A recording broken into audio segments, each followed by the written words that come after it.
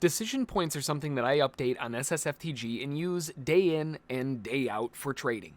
They create huge zones of interest in both probability and structurally. That said, there can be some confusion as to what the purpose of DPs are. So let's take a look at them, break them down a bit, and let's take a look at the best ways to use them. Hey there, John Henry here, SSFTG. Welcome to the video. If this is your first time on the channel, welcome my friend. I hope to earn your like and subscription today. DPs, or decision points, are an integral part of our trading every day here at SSFTG. It lays the groundwork of what we can likely expect that day and what would be quote-unquote normal or quote-unquote abnormal based on usual market activity. Each level shows us different probabilities that the market will, by the end of the day, stay below or above. So in the case of a 1DP, right, if we go down this list and we look, in the case of a positive 1DP, well, we would have better probability selling while above the 1.5 DP than the 1DP, because the 1.5 DP is further away. You would have a higher probability.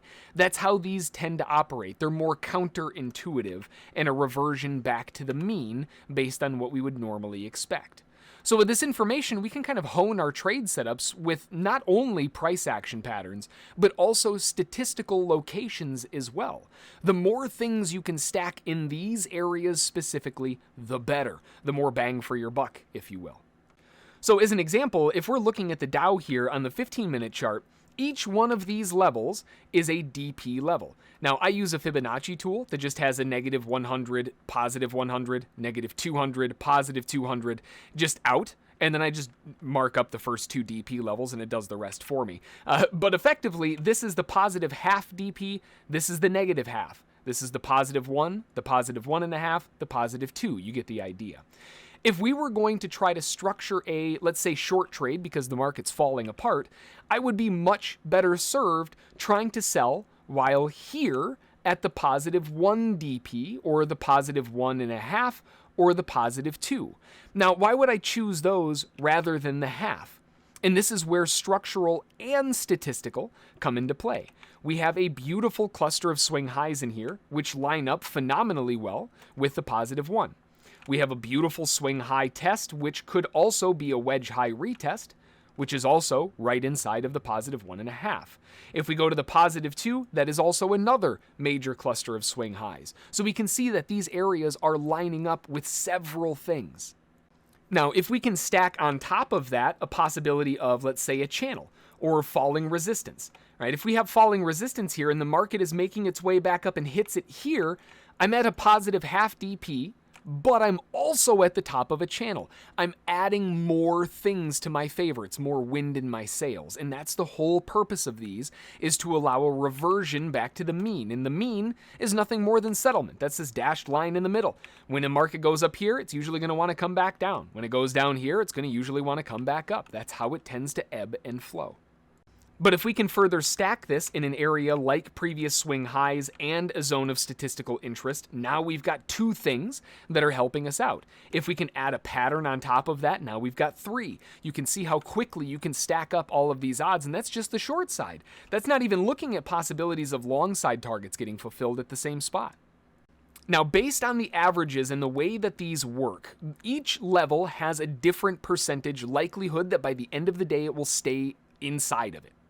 Now, what I mean by saying inside is that it stays within that bracketed zone. So, as an example, the bracketed half zone is here. The bracketed 1 zone is here. What is the likelihood that from settlement, by the end of the day, the market will close above or below or inside of one of those areas, just to clarify?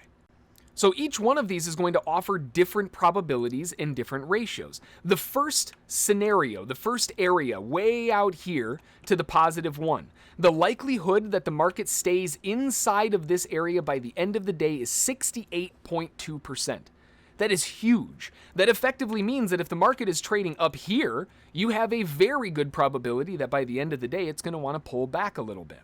But we can expand this out even further to some really crazy probabilities if the market volatility allows it to push that far. As an example, if we go way, way far out, the probability that the market stays inside of this green box, basically right here by the end of the day, is a whopping 95.4%.